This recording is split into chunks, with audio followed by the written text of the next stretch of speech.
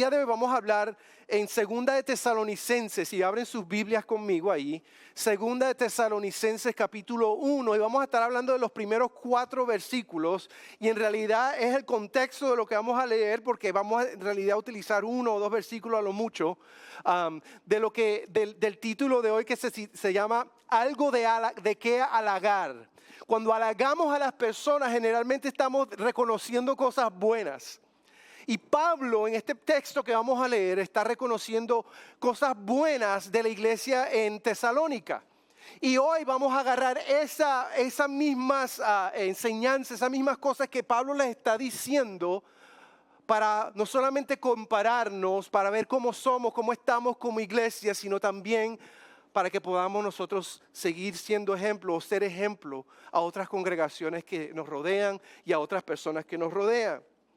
Si están conmigo ahí en 2 Tesalonicenses, voy a leer versos del 1 al 4 en el primer capítulo.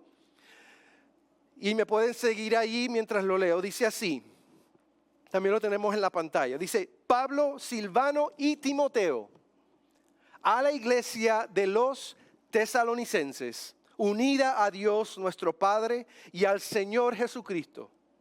Que Dios el Padre y el Señor Jesucristo les concedan gracia y paz. Gracia y paz. ¿Alguna vez usted le ha deseado algo bueno a alguien? Generalmente le deseamos las cosas buenas, salud, dinero. Pablo dice gracia y paz. Porque no hay mejor lugar donde estar que estar bajo la gracia de Dios. Amén. Y Pablo lo sabía. Y debemos nosotros entender eso. Y también él entiende que tener la paz de Dios es la paz que todo ser humano anhela. El problema es que lo están buscando en otras cosas. Pero cuando venimos a Cristo, el príncipe de paz, dice la Escritura que ahora estamos en paz con Dios. Ya no somos enemigos de Dios. Al empezar este texto, y quiero que entiendan que tener la gracia de Dios y tener su paz, nada puede reemplazar eso. Nada puede reemplazar eso. Poder levantarnos todos los días y saber que estamos bajo su gracia. Es un tremendo regalo, amén. Saber que podemos levantarnos todos los días y saber que tenemos paz con Dios es un tremendo regalo, amén. Amén.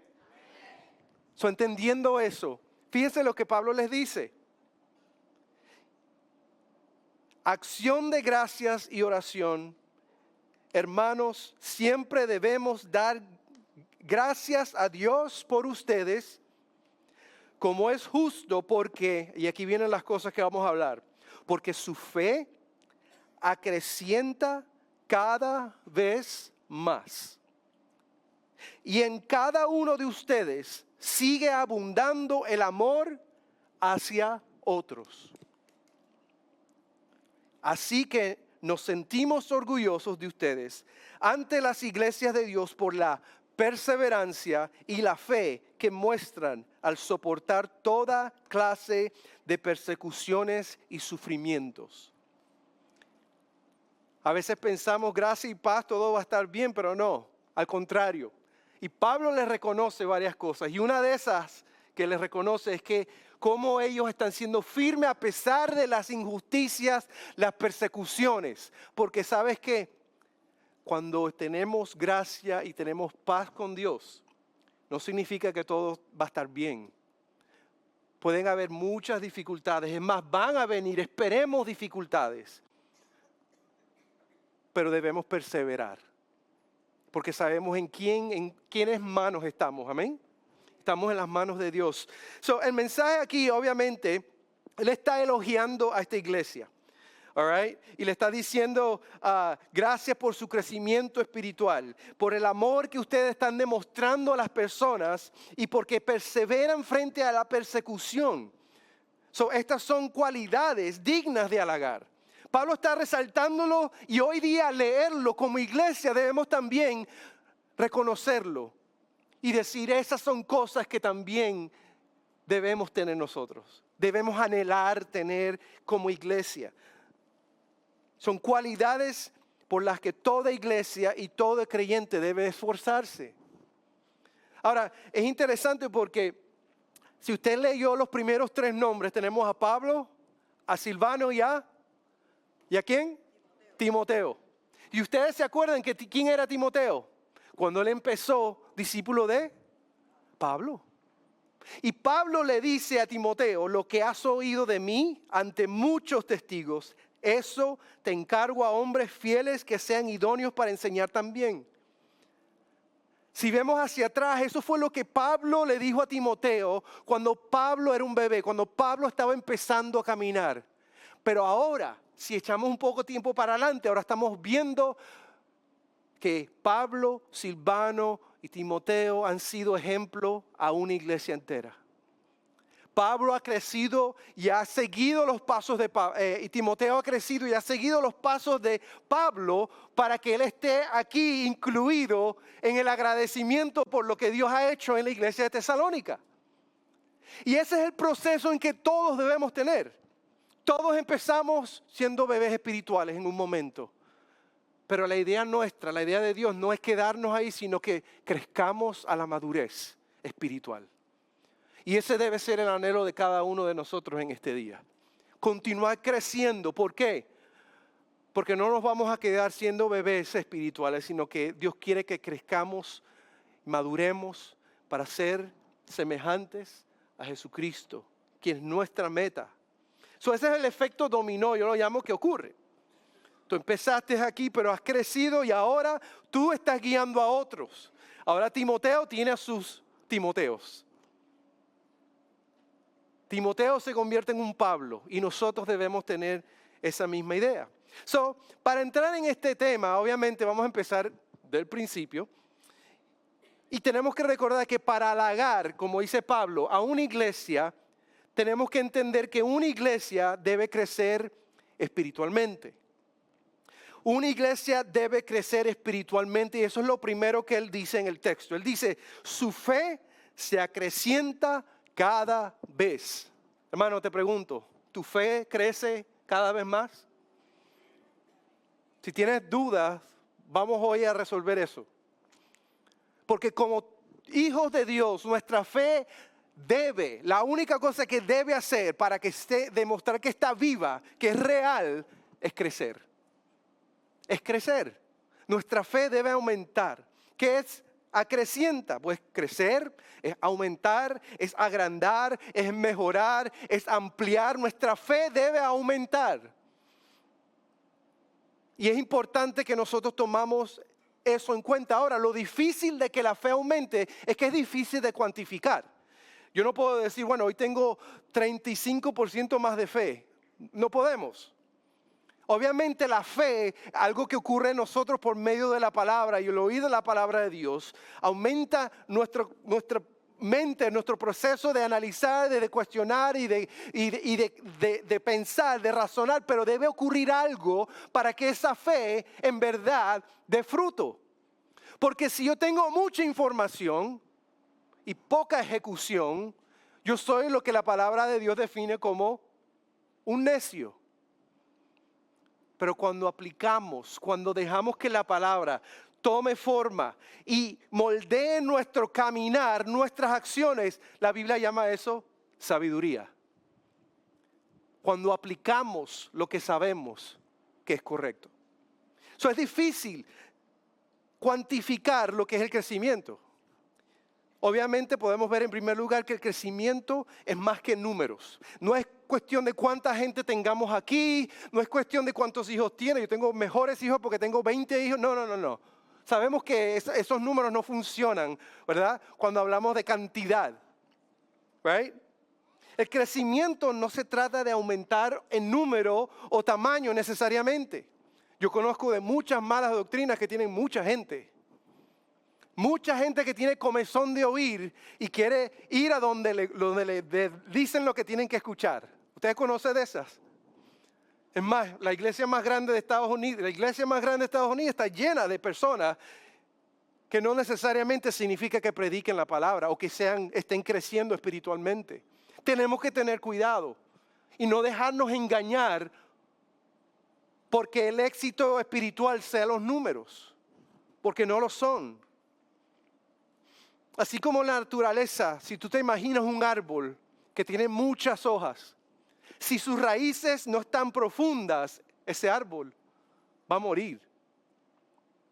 Como iglesia tenemos que arraigarnos en la palabra de Dios, porque el fruto vendrá naturalmente.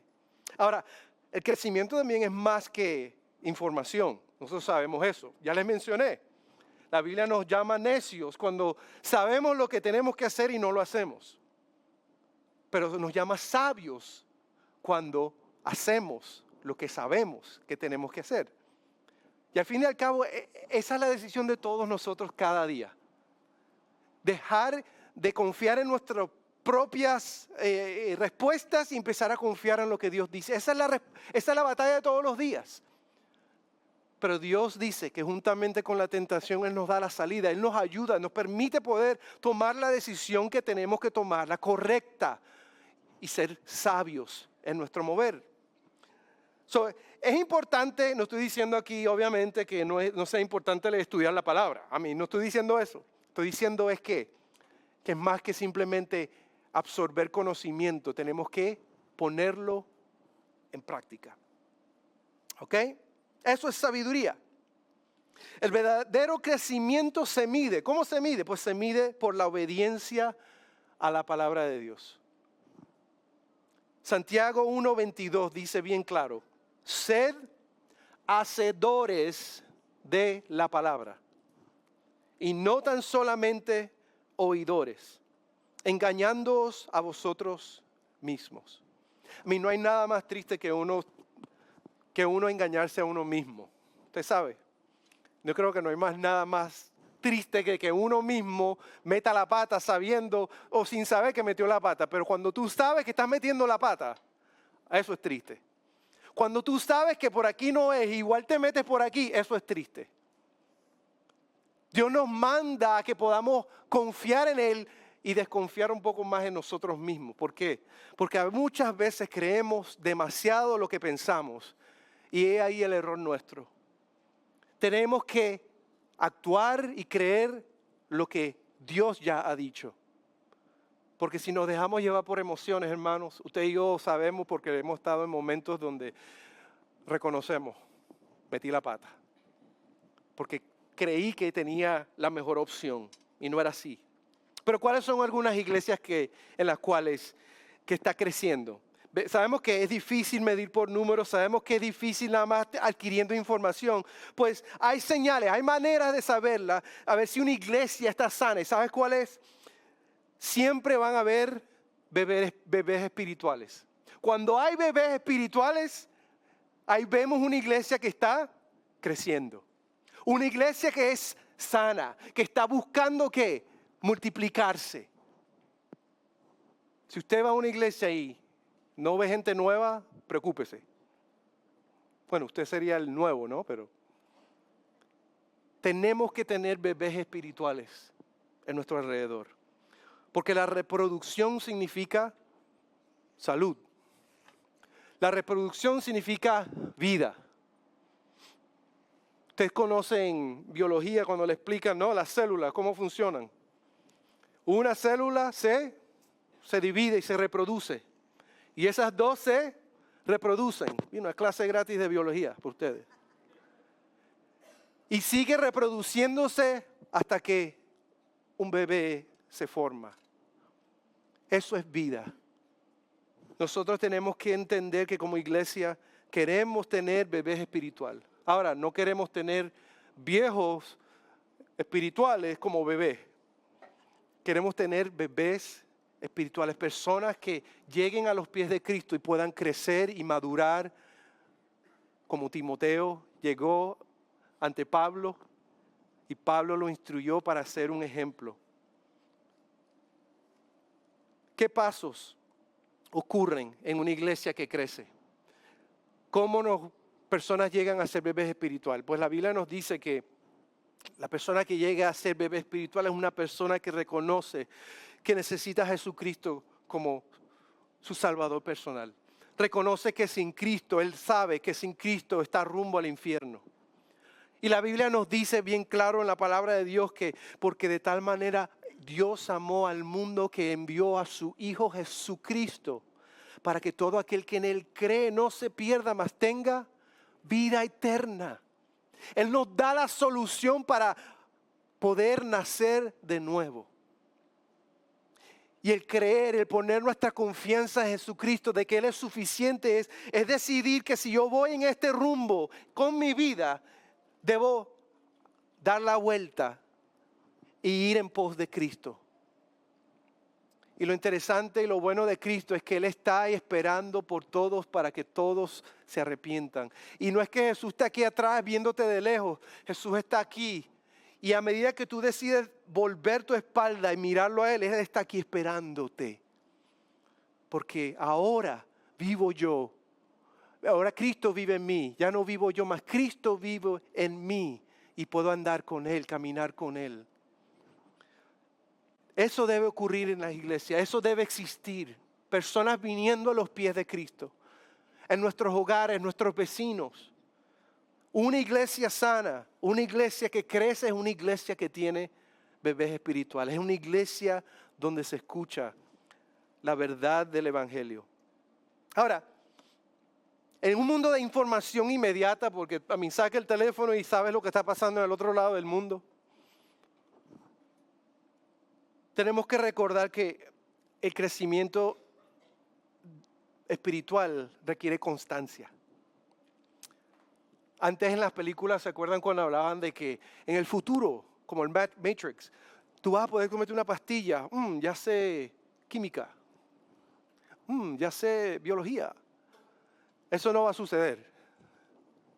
Ahora dicen con el Neuralink, el aparato que le están poniendo a las personas para que puedan utilizar las computadoras y lo demás, que por ahí es la oportunidad de que podamos aprender cosas sin tener que estudiarlas. ¿Sabe? El crecimiento espiritual necesita constancia como todo.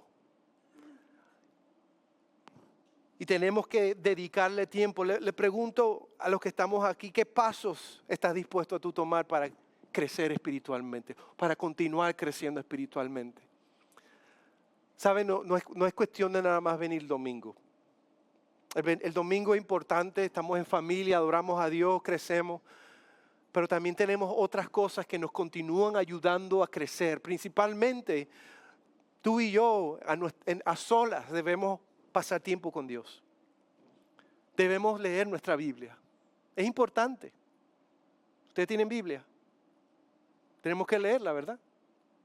Todos. Para poder crecer, dice la palabra que la fe viene por el oír y el oír la palabra de Dios. Pero la iglesia también tiene otras herramientas a disposición nuestra. Tenemos grupos de vida.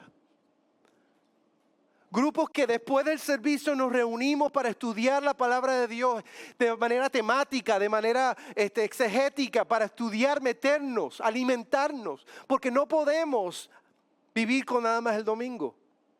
Necesitamos crecer. Una iglesia sana va a crecer espiritualmente. Y la única manera de crecer no es viendo YouTube. Es leyendo la palabra, estudiándola. Porque la palabra de Dios es viva y eficaz. YouTube no es vivo y eficaz. Especialmente cuando te ponen publicidad, ¿right? Paga los $20. ¿Dónde empiezo a leer la Biblia? Empieza en los evangelios. Mateo, Marcos, Lucas, Juan, empieza ahí. La clave es empezar. Tenemos estudio bíblico los miércoles. ¿Cuántos sabían eso? No levanten sus manos, no levanten sus manos. Los miércoles hay estudio bíblico. ¿Cuántas oportunidades podemos tener de seguir creciendo? Debemos seguir creciendo. Ok, no puedes venir. Empieza con tu familia. Abre un estudio en tu casa. Practica la oración diaria. Encuentra oportunidades para unirte a un grupo, a servir de alguna manera. Rodéate de personas que están deseando crecer espiritualmente. Memoriza un versículo a la semana. Tantas ideas que puedes pensar. El punto es que una iglesia sana está creciendo espiritualmente. Y saben, la pregunta es personal. ¿Estás creciendo espiritualmente? ¿Estoy creciendo espiritualmente? ¿Estoy estancado? ¿Qué debo hacer? ¿Qué debes hacer? ¿Qué pasos debes tomar? El crecimiento espiritual arraigado en la fe ahora no es un fin en sí mismo, porque de nada nos sirve ser enciclopedias espirituales, right? Créeme que yo conozco muchas enciclopedias espirituales cuando creciendo, y no es eso.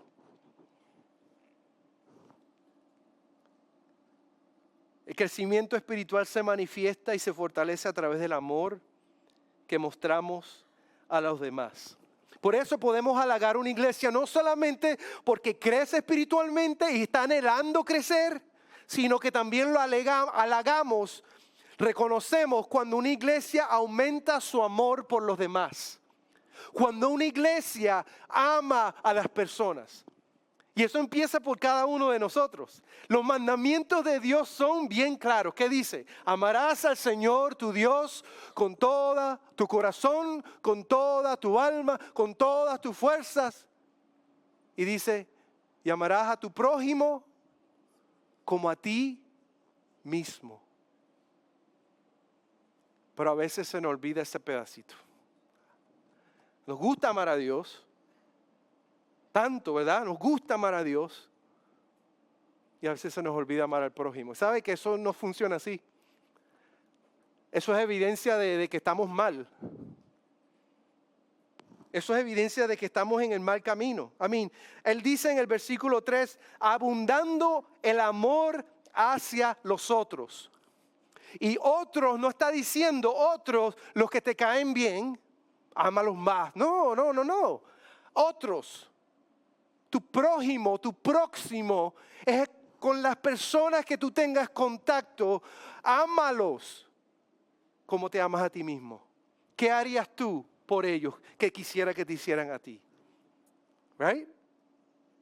Y una iglesia digna de halagar es una iglesia que ama a las personas. Dice primera de Juan 4:20. Fíjate lo que dice, ¿por qué no funciona amar a Dios nada más? Dice, si alguno dice, yo amo a Dios y aborrece a su hermano, es un mentiroso porque el que no ama a su hermano, a quien ha visto, no puede amar a Dios quien no ha visto. Y ahí es donde decimos, es imposible, no podemos decir eso. El creyente no puede decir eso. Bueno, le puedo tener por lo menos rabia. Bueno, es otro. La Biblia nos dice soportarnos. ¿Por qué? Porque hay gente que te soporta. Yo sé que mi esposa me soporta, pero todavía me ama. Right? Porque el amor cubre multitud de pecados. Right?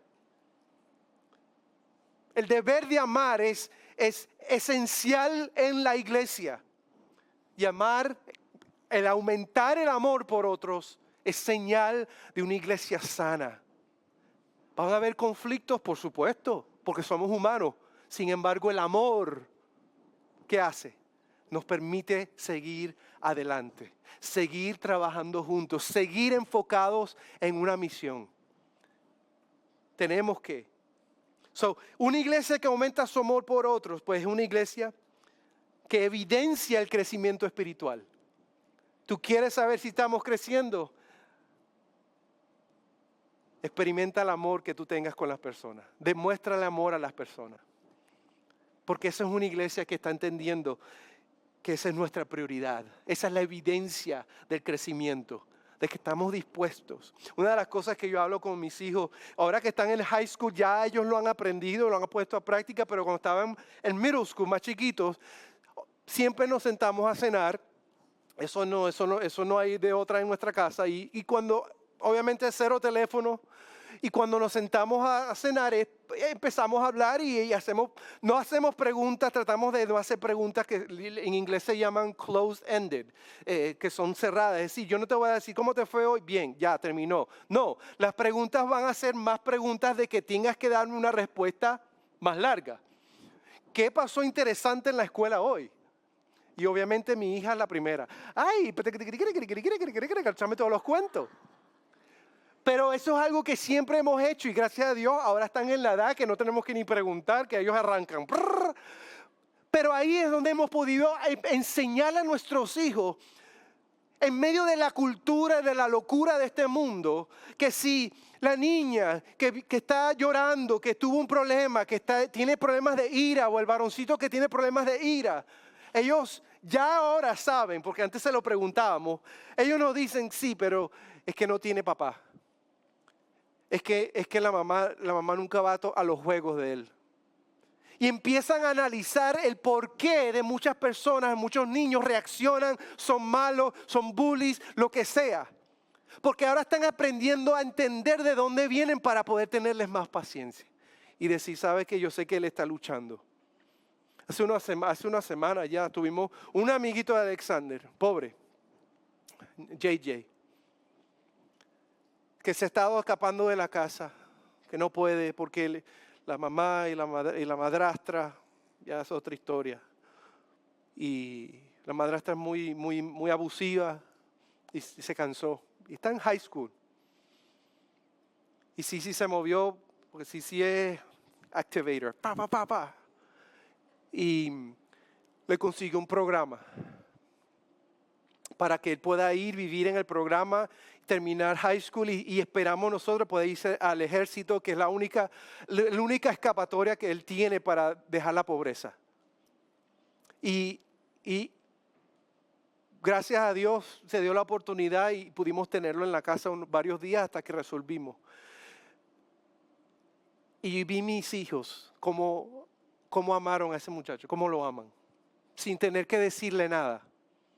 Cómo lo recibieron en la casa, cómo lo cuidaron, cómo todo lo que ellos hacían, se aseguraron que él pudiera participar y tener los mismos beneficios que ellos. Y como padre, obviamente, un momento de orgullo a mí para decir que bueno que mis hijos están teniendo compasión por esta situación. Pero tenemos que enseñar a los hijos que la evidencia de madurez espiritual es el amor que le demostremos a las personas. Y sabes, muchas veces no nos cuesta nada amar a las personas. Muchas veces lo único que requiere es quedarnos callados mientras los demás se quejen. Y como iglesia, nuestro amor tiene que aumentar. Y tú dirás, ¿hasta cuándo? Yo no creo que haya límite a lo que el amor de Dios pueda hacer. Eso es evidencia del amor. No es selectivo, el amor se extiende a todos. Es más, Juan 13:35 dice que en esto conocerán todos que sois mis discípulos, si tuviereis amor los unos a los otros, con los otros. Esa es la evidencia. Jesús lo dijo. No te compliques con la fórmula, con el versículo, con el pasaje, con la intencionalidad de la palabra, de lo que quería decir en el término hebreo, griego, arameico, cuando quería decir amor. No. Si te vas a meter por el intelectualismo vas a perder, vas a volverte loco. Pero el amar a las personas no cuesta nada. Es más, yo creo que el que más le cuesta amar, en cierto sentido, porque es al hombre, right? Porque el hombre respeta, pero eso es nuestra forma de amar. El hombre naturalmente tiene un código de respeto. Yo no te conozco, pero si me miras los ojos y me das la mano, estamos bien. I got your back. Así somos nosotros. Las mujeres, la Biblia dice, mujeres, esposas, amen a su esposo. Le dice por qué, porque, no, mentira.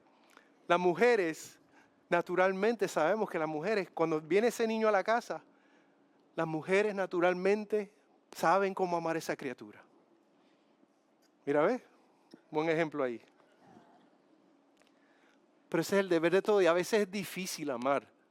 A mí, si se acuerdan, ahorita que lo agarras a besos, cuando era un bebecito, yo me acuerdo, ay, qué emoción traer el bebé a la casa. Y esa primera noche, papá, yo me paro, yo puedo. Y pasaron 2 semanas y yo puedo. Pasó un mes. Te toca a ti. Pasó 3 meses, te voy a matar a ese niño, right? Pero ¿qué hacías después de 3 meses? Te parabas y lo agarrabas, lo cargabas y lo amabas. ¿Por qué? Porque era lo correcto. Nosotros como iglesia, a veces es duro amar, a veces es difícil amar, pero es el deber nuestro de amar. Y tenemos que amar a las personas. ¿Cómo puedo demostrar amor genuino en mi trabajo? ¿Cómo puedo demostrar amor genuino cuando esté de compras, cuando esté manejando? Ay. Ahí agarré alguno, ¿verdad? Yo el fin de semana pasado, el jefe mío tuvo una emergencia y pues la semana anterior y esta semana pasada, pues me contactó de que se había muerto su mamá. Y yo he trabajado con él como 7 años ya. Y él es un hombre muy alegre, él es echador de broma y como tú no sabes. Y lo llamé y el viernes tuvimos ellos son católicos, tuvieron donde ponían el cuerpo, la ceremonia esa. Y el sábado tenían el entierro. Y lo que me dolió un poquito fue que en los 20 años que él lleva en la compañía, nada, fue mi esposa y yo, nuestro presidente y la persona que trabaja directo con él. Todo el mundo sabe quién él es. Pero me encantó de que él se alegró bastante de que estuvimos ahí con él, acompañándole en un momento difícil de su vida. Tenemos que amar. Tenemos que amar. Ese es el llamado que Dios nos da. Se evidencia del crecimiento espiritual el amor, pero también algo interesante del amor es que el amor se manifiesta a largo tiempo, no es algo puntual a veces. Preguntémosle a los casados, que el amor no es un momento nada más, ¿verdad, esposas? El amor es continuo, constante. El auténtico amor no es un acto único, sino un compromiso continuo. Requiere tiempo, presencia, sacrificio, así como nuestro amor por Dios se demuestra en la cantidad de tiempo que pasamos con Él. Nuestro amor por los demás se manifiesta también en la inversión del tiempo que le damos a las personas. Alguien dijo, Rick Warren creo que fue que dijo hace tiempo, en el libro El Purpose Driven Life, dijo, el amor significa tiempo. Padres, muchos padres han aprendido esa lección, creyendo que trabajar y traerle cosas a los hijos era suficiente. Muchos se han dado cuenta de que eso no sirve de nada, sino el tiempo que he podido pasar con mis hijos. Eso es lo que ellos recuerdan. Campo misionero, pues ya sabemos dónde estar. Y en ese campo misionero, hermanos, nuestro trabajo, donde estemos allá afuera de estas 4 paredes, allá es donde debemos amar a las personas. A veces uno le provoca decir, ¿sabes qué? Vengan acá y trátense duro aquí a los golpes y todo lo demás, pero afuera amen, por lo menos amen afuera. Tenemos que aprender a amarnos. Y obviamente entre más tiempo pases con las personas, más debes crear oportunidades para amarles. Más debes tener oportunidades para crear puentes en los cuales tú puedas no solo simplemente predicarles, sino demostrarles el amor de Dios a las personas. Porque eso es lo que te va a abrir puertas. Cuando las dificultades vengan a sus vidas, ellos puedan mirar y recordar, esta persona me ama genuinamente, déjame ir a él. Y no esperar que Él vaya a predicarme, sino que Él esté ahí por mí. Esas son las cosas que crean puentes para poder nosotros demostrarle quién es Jesucristo a las personas. Primera de Juan 3:18 dice, hijitos míos, no amemos de palabra ni de lengua, sino de hecho y en verdad. Así Dios nos manda a amar. No me digas que me amas a mí. Si tú le dices eso a tu esposa y no haces nada, yo sé que te va a ir muy mal. Pero si tú le demuestras que la amas, tú no tienes que decirlo. Un famoso libro, muchos han escuchado, el libro de los 5 lenguajes del amor. ¿Cuántos conocen esto? Hombres, levanten la mano, porque si no se la saben, búsquenlo. Los 5 lenguajes del amor, búsquenlo. Además, anótelo, ordénelo, libro chiquitico. Lo leen en un fin de semana, en un día completo lo leen. De cómo aprender a amar. ¿Por qué? Porque todos tenemos maneras de recibir amor. Y tus hijos también. Tus hijos reciben amor de una manera. Y generalmente la manera en que ellos aman es básicamente como ellos aman. Ellos son amados generalmente como ellos les gusta amar. Por ejemplo, si tienes a alguien que le gusta estar agarrado a ti todo el tiempo, tal vez su lenguaje de amor es toque físico. Estar acorralado. Ver el televisor junto allá, acuchurrado ahí, ¿right? ¿Y qué hace el otro? Pues se lo cala, no mentira, lo aguanta, right? Pero hay personas, por ejemplo, como mi esposa, que le gusta que lave los platos, que haga actos de servicio. Y si usted conoce a mi esposa, usted sabe muy bien que ella es la primera en servir. Porque ese es su lenguaje, esa es la manera en que ella demuestra amor. Y así es mi suegra. Ella va a la casa y no puede quedarse sentada, tiene que pararse a lavar los platos. Y obviamente mi esposa dice, yo sé lavar mis platos. ¿Cómo? Tenemos que aprender no solamente a amar, sino cómo amar. Y entre más conozcas a las personas, tú vas a aprender cómo amar a las personas. A mí, si a alguien, por ejemplo, no le gusta los regalos, le gusta actos de servicio, no te aparezca todos los días con flores, porque lo que estás diciéndole es, tú no me conoces. Llega a la casa con el jabón y el trapito y ponte a limpiar. Y vas a decirle, te amo más grande que lo que tú te imaginas. Hombres, you're welcome. Te van a ganar puntos ahí. Aprenda cómo amar, porque el amor se manifiesta con el tiempo, con la constancia, y no es algo puntual. ¿Ustedes se acuerdan la historia del hombre el buen samaritano? Este buen samaritano fue el único que paró, y a pesar de las diferencias culturales, socioeconómicas, religiosas, él decidió ayudar a un hombre, y él no simplemente dijo, ay, pobrecito, mira, tranquilo, mira, dame un abrazo, chao. No, dice la Escritura que lo agarró, que lo llevó, que le invirtió tiempo y que le invirtió de su dinero para que este hombre estuviese bien. Fue constante en lo que él creía. Y nuestro amor debe ser constante de acuerdo a lo que Dios nos dice que es el amor. Y a veces el amor va a requerir tiempo. Ahora, para terminar,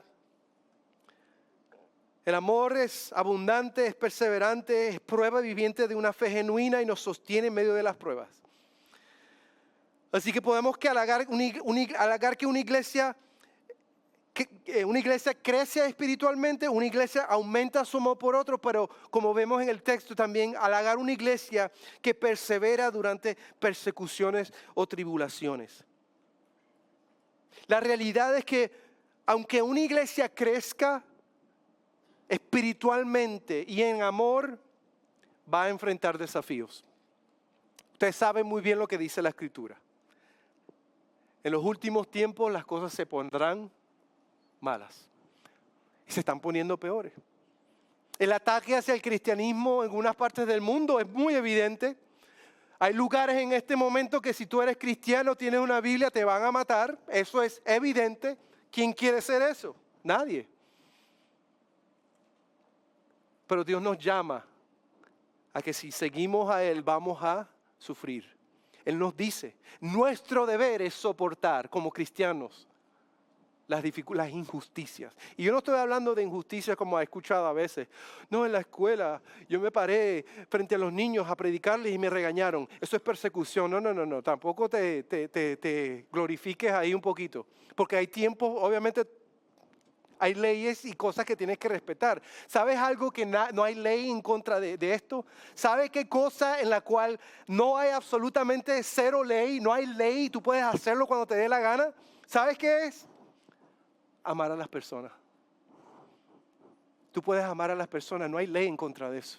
Tú puedes demostrarle amor en la escuela, en donde sea, demuestra amor. El amor de Dios, ahí no hay ley en contra de eso. Eso sí puedes hacer. Y si te preguntan, ¿por qué tú haces eso? Porque Cristo te ama. Porque Cristo me amó y ahora Cristo te ama también. Dice ese versículo 4, perseverancia y fe que muestran al soportar toda clase de persecuciones. Lo claro de este verso es que va a haber persecución. Eso es claro. El deber del creyente no es evitar la persecución. El deber del cristiano es no sufrir en la persecución. El deber del cristiano es soportar la persecución. ¿Me entendiste? Vamos a enfrentarla. A medida que las cosas se pongan peores, vamos a enfrentarla. El deber del creyente es soportarlo. Soportarlo. Eso es lo que Dios nos llama a hacer. Porque la persecución es reacción. Es una reacción al Evangelio. La persecución es una reacción. Surge como una respuesta directa al mensaje del Evangelio. Es más, podemos decir que si eres perseguido, sigue adelante. Lo que estés haciendo, sigue haciéndolo, porque estás en el camino correcto.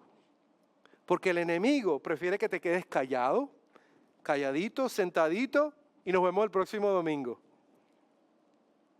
Pero Dios nos llama ¿a qué? A predicar, a hacer luz, ser sal. Y cuando eso ocurre, el enemigo no le va a gustar. Y está bien que no le guste, porque estamos en buen camino. Estas personas, esta iglesia, ¿cuáles son algunas de las persecuciones que ellos enfrentaban? Ellos enfrentaban persecuciones políticas. Los judíos estaban celosos de que esta gente seguía a un Jesús. Y van al César, le dicen al César, esta gente quiere levantar un nuevo César con este Jesús. Tenían problemas económicos, problemas sociales, problemas políticos, pero ellos seguían adelante predicando. Y gracias a Dios que lo hacían. ¿Por qué?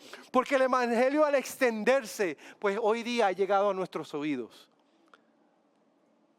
Por eso es que el Señor nos manda a soportar.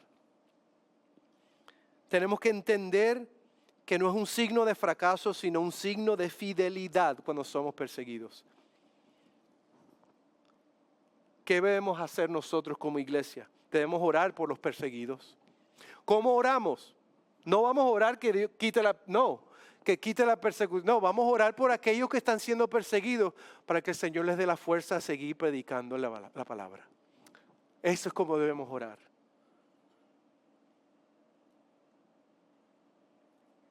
Pero también la perseverancia es una respuesta a la persecución. La Biblia enseña que todos los que quieren vivir piadosamente en Cristo sufrirán persecución. Eso lo dice en 2 Timoteo 3:12. Y el deber es perseverar. ¿Qué hacemos? Debemos mantenernos firmes. Tenemos que mantenernos firmes. Tenemos que confiar lo que Dios ya ha dicho. ¿Qué más podemos hacer? Orar por los que sufren. Hay personas que sufren hoy día. Tenemos que orar por fortaleza para ellos. Interesante porque generalmente cuando pensamos en carreras, alguien en un maratón, alguien que corre un maratón no se la está llevando muy fácil, ¿verdad? Alguien que corre tal vez se tropieza, se cae. Alguien que corre tiene que sufrir con los elementos, con el cansancio físico. Sin embargo, cuando llega a la meta, logra el triunfo, obtiene la corona. Pero no fue fácil. Requiere levantarnos, requiere seguir adelante.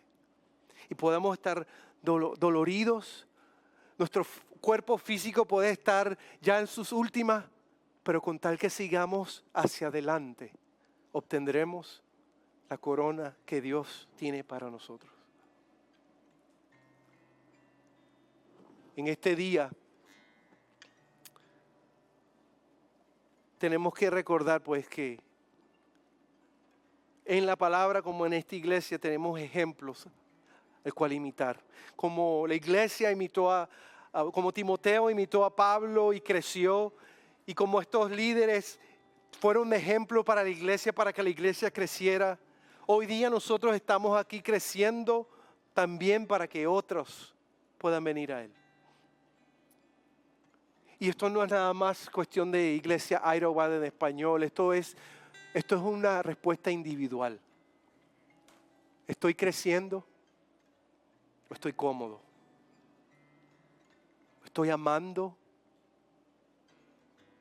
¿O tengo nada más mi selección de personas que quiero amar? Los demás, porque nuestro deber es amar a todos, demostrar el amor de Dios a todos. Y por último, ¿estoy dispuesto cuando esto se ponga difícil a perseverar en la fe? Porque ese no es una pregunta, es un deber. Como hijos de Dios, estamos llamados a seguir adelante y proclamar quién Él es. Porque hay muchas personas que todavía no lo conocen. Quiero terminar leyendo este versículo en 1 Corintios 13, versículo que muchos conocemos. Hablando del amor, dice: si yo hablase en lenguas humanas y angélicas y no tengo amor, vengo a ser como metal que resuena o címbalo que retiñe.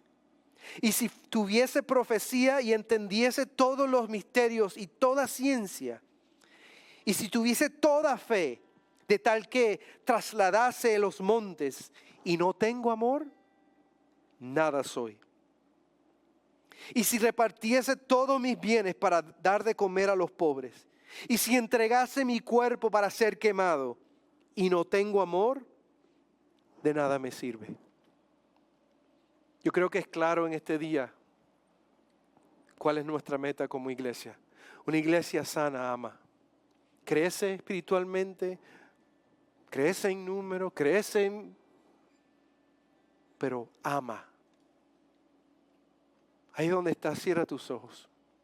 Yo quiero que en este momento tú hagas una observación, una reflexión personal.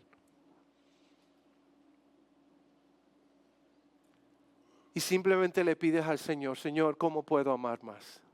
Esta semana en mi trabajo, ¿cómo puedo amar? Porque es deber nuestro de amar.